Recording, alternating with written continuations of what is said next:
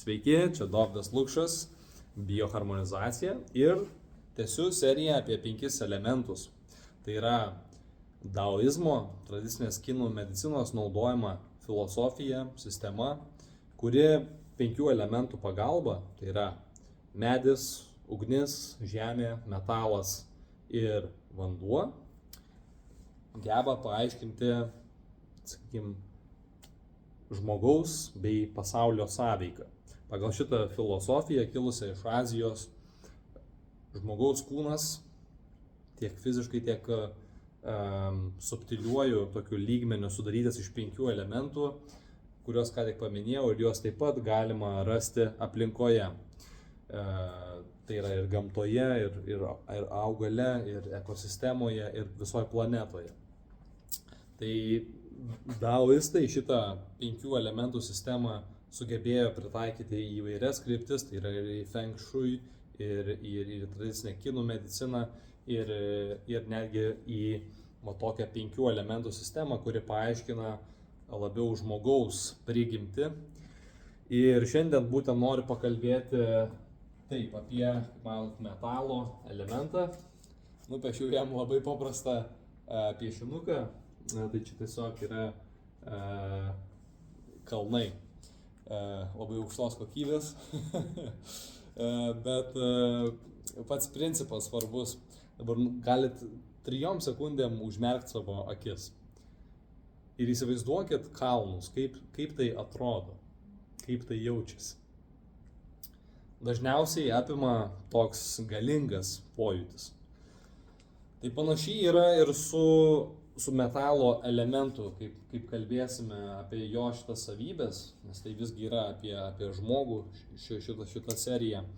Tai metalo elementas yra, jeigu mes paimsime kalnus, tai yra labai save tokia realizuojanti vieta. Kalnuose nėra lengva, reikia kopti, reikia lipti, yra aštrių kampų, yra, gamta šiek tiek kitokia kalnuose, jinai tokia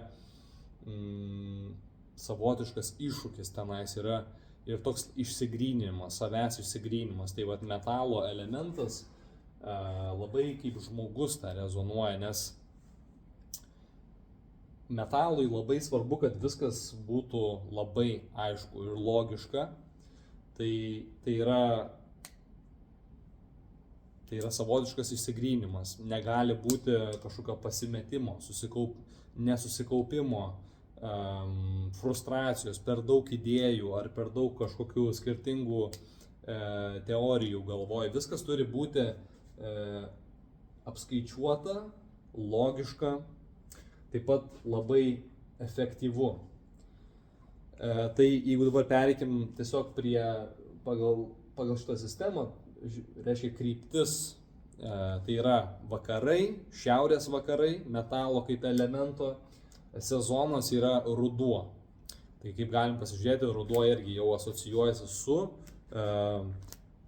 viso žemdirbystės, pavyzdžiui, sezono ciklo pabaiga, jau yra derlius nuimamas. Tai reiškia yra apie tą produktyvumą.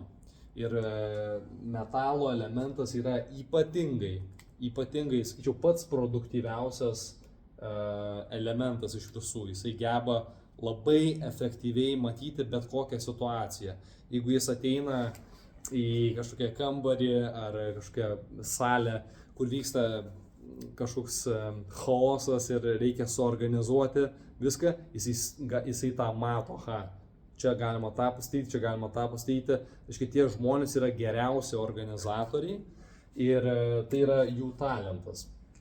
Sakyčiau, organizacija ir optimizacija. Tai yra jų talentas, jie geba tą įžvelgti, tą įmatyti. Tai organai pagrindiniai, tai yra plaučiai ir storoji žarna. Vienas yra yin organas, plaučiai yra yin organas, reiškia jis ima deguonį, jis ima orą, o storoji žarna yra yang organas, jis reiškia paleidžia, čia jau ta labiau veiksmo pusė, ir yang tai reiškia taip pat ir šalinimą, nes per storoji žarnai taip vyksta fermentacija, žarnyno mikrobiotos, bet taip pat tiesiog šalinimo procesas, reiškia išmatos išeina lauk. Tai yra yin-yang, plaučiai ir storoji žarna. Dabar emocijos, kurios susijusios pagrindė su šitais organais, tai yra liūdesys. Ir netgi labai, sakykime, suaktyvėjusiais tokiais atvejais, tai gali būti depresija. Tai reiškia metalo elementui skirti daugiausiai dėmesio plaučiams ir storai žarnai labai svarbu. Pagal tradicinę kinų mediciną taip pat labai svarbu ir sugebėti dirbti su liūdesiu. Ir jeigu tas žmogus jo jaučia per daug kažką kaip apatija, šitas elementas turi padidėjusi tokia tendencija jausti apatiją arba kažko tais nepaleisti, atsinaujinti ir laikyti kažką, nes storoji žarna, tarkim tas pats iš fizinės pusės vidurių užkietėjimas, tai yra reiškia sutrikimas, kad fiziškai išmatos užsilaiko per ilgai, nepasišalina. Iš labiau emocinės, psichosomatinės pusės tai yra kažkoks emocinis, kažkoks laikymas, ar liūdesio, pavyzdžiui, laikymas, kažko nepaleidimas. Plaučiai tai yra labiau su atsinaujinimu ir naujos gyvybės paėmimu į save reiškia. Tai reiškia apie tą tokį periodišką atsinaujinimą. Mes kvėpuojam nesąmoningai kas kartą, bet pavyzdžiui, darant kvėpavimo pratimus, jeigu kad nors bandė toks jausmas, tarsi mes naujo kažkokio oro įkvėpim, naujo įkvėpimo, naujų idėjų. Tai yra ne tik tais apie tą fizinį dalyką, bet ir labiau apie emocinį tokį dalyką. Tai čia yra plaučiai ir storoji žarna. Dvi vietos, kur metalui reikia labiausiai skirti dėmesio. Dar keletas tokių svarbių savybių, tai yra logika ir aiškumas. Tai yra metalas dominuoja intelektinis pasaulis ir aiškumas yra labai svarbu. Tai elementas nemėgstantis chaoso. Dabar čia pažymėjau mechaniškas pasaulis. Mechaniškas pasaulis tai reiškia, kad šitas elementas yra apskritai labai fiziškai realistiškas ir gabus, sustatyti viską taip, kaip būtų efektyviausia, ne? Kaip jau kalbėjau. Tai jisai geba mechaniškai tą pasaulį įvaldyti, suorganizuoti, optimizuoti ir panašiai. Bet jeigu mes mąstom tik tais iš mechaninės pusės, tai šiuo atveju tik tais iš mechaninės pusės, tik tais iš intelekto, tai irgi prieina tam tikrą ribą. Nes kai kurie dalykai yra labiau subtilūs, labiau tokie, gali pavyzdžiui būti labiau iš pojūčio, gali būti iš jausmo ir panašiai. Ir jeigu nėra jokio atgalinio ryšio su tuo, pasaulis kažkuriuo metu gali pasidaryti labai mechaniškas ir tada gali trūkti pojūčio, trūkti šilumos, trūkti to malonaus jausmo arba ryšio su kitais žmonėm. Tai čia yra irgi viena iš pagrindinių metalo tokių savybių, arba galim sakyti šešėlio savybių, ką reikia įvaldyti, ką reikia pereiti. Ne? Tai dabar, čia kaip pažymėjau, išmokti, tai reikia metalo elementui su savim ir aišku su kitais, labiau artimais žmonėm dirbti, labiau atidaryti širdį. Ir kai bendraujant ne tik tais iš galvos, reiškia save išreikšti arba bandyti kitą suprasti, bet labiau ir pajausti, ką čia tas žmogus nori pasakyti, arba kaip aš galėčiau jam pasitarnauti, pabūti, paklausyti, pajausti. Tai čia labai svarbios temos.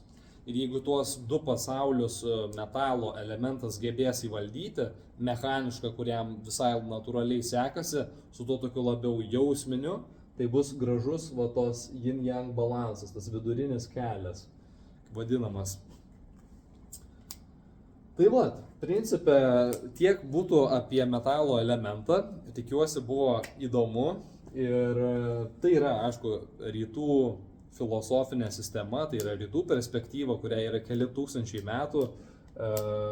Tai jeigu būtų įdomu sužinoti savo elementą, ar tai yra metalas, ar tai yra kažkoks kitas iš tų 5 elementų, galima pasikonsultuoti. tai mes galėtume padaryti asmeninę sesiją, kur pasižiūrėsime jūsų reiškia tuos tokius, galim sakyti, archetipus ir jūsų unikalų braižą. Ir tai gali duoti šiek tiek aiškumo, kokia jūsų natūra, kokia jūsų, sakykime, kokios jūsų strategijos gyvenime, kokios tendencijos, kur reikia skirti daugiau dėmesio, kas liečia sveikatą, mitybą ir kitus dalykus. Tai va, čia jeigu norite išsamesnio modelio, tai galite susisiekti L paštu, taip pat į aprašymą įdėsiu daugiau informacijos.